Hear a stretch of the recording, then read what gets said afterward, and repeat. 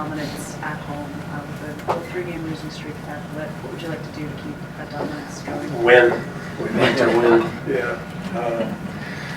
I thought we started out pretty well, and for whatever reason, we've had a few. 2 of the 3 losses were tough ones. Tough 3-point shots at the end by our opponents. The other one was a blowout. But I think all great teams have a really good record at home. It's just kind of the way it is, and so we need to reestablish ourselves this week here at Oakland. Steve, your team carries itself and believes that it's pretty difficult for anybody to beat them in four times in 7 games. But the regular season, it almost looks like at times that there's a certain amount of monotony, a certain amount, not boredom necessarily, but get to the postseason. How do you fight that sort of sense that this is the regular season and things will change in the postseason? I just had a flashback to when I worked at TNT. I did a game with Charles Barkley. It was a Knicks game, ironically. It's about 5 or 6 years ago. Charles and Marv Albert and I were doing a game. And Marv says, this was the year the Knicks were pretty good. Carmelo was MVP candidate. I think they won 50-plus games. A great year. And Marv said, Charles, the Knicks seem to really have a strong team, but occasionally a certain lethargy sets in. Charles goes, Marv, I don't know what lethargy means, but if it means they suck, I agree with you. And I don't know why, that just flashed into my head. So make what your says team sucks. No. There you go. No, I think lethargy comes to mind sometimes.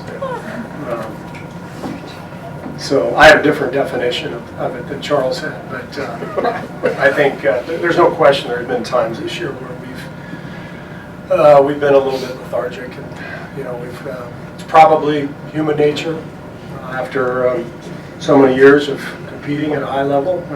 We've occasionally left our foot off the gas a little bit, and we're halfway through after tonight, and we've got to be better. We've got to be more consistent and have better overall play, overall effort in the second half, and I'm confident that we will. Steve, do you look at the season in segments like that, and does this demarcation of first half, second half have particular meaning besides just game 1? It does. We this year we talked to our team a lot about the quadrants, 4 20-game quadrants basically, and to try to help organize the season and see different sections. We knew we were going to get DeMarcus back, during one of those quadrants. We knew we had to develop our young guys early. So each quarter of the season sort of has a different theme, and we've done it different ways over the past. My first year, we just did it week by week. We literally would just write the weekly schedule up on the board and say, here's the 3 games or the 4 games we're playing, and let's see what we can do. And it seems like it made more sense this year to do a bigger picture, kind of forest for the trees type thing. And so I think this coming 20 games will be about improving our consistency for sure. I think it will also include incorporating DeMarcus at some point. And I think our players understand that where we are, it's time to make another step. Steve, I think Fizdale was hanging with your coaching staff entering the first round last year. Mm-hmm. Yeah. How do you know him, and what do you think of him, and how did that come about? And he was with you a few days, I believe. Yeah. So Fizz is part of Torero Nation, University of San Diego. There's about 15 or 20 very prominent NBA executives, coaches who went to University of San Diego. My son happened to go there. Mike Brown went there. Nick Uren went there, one of our former assistants who's now in management. I always give them all crap. I said, how do you guys have 20 executives and 0 players? I tell Mike Brown all the time, you're gonna help us beat the Cavs, and you guys couldn't beat Pepperdine. Like, really? So we always have a lot of fun with that. But Fizz, I got to know a little bit when I was doing television.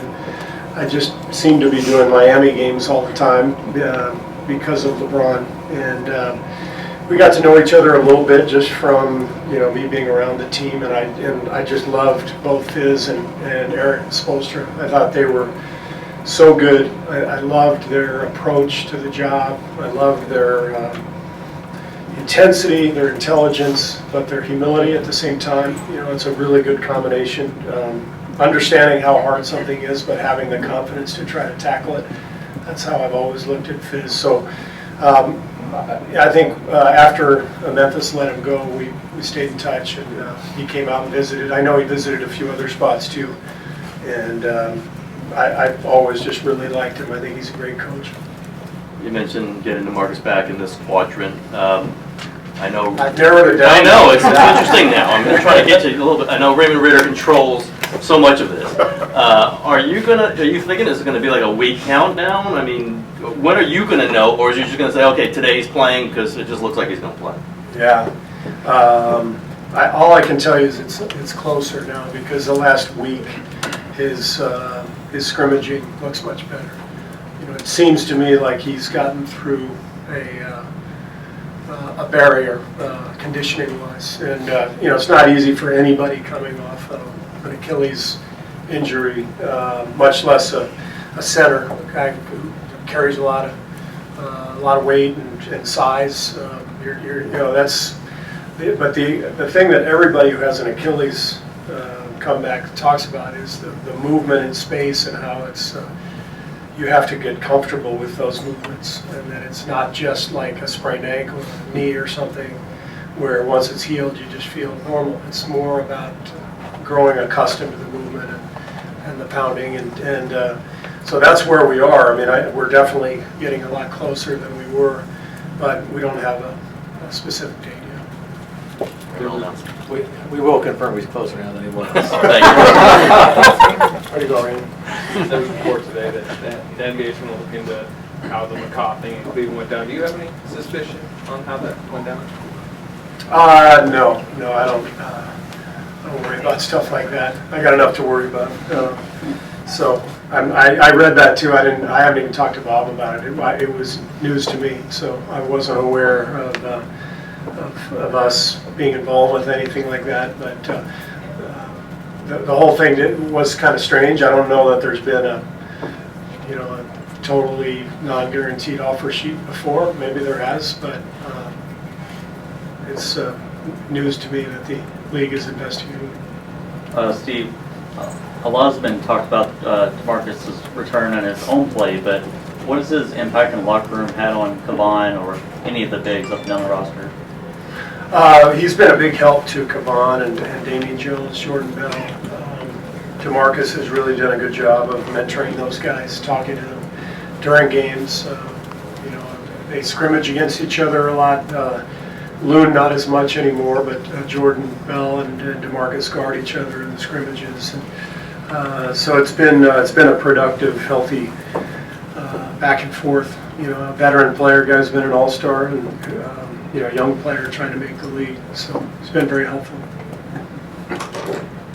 Another DeMarcus question.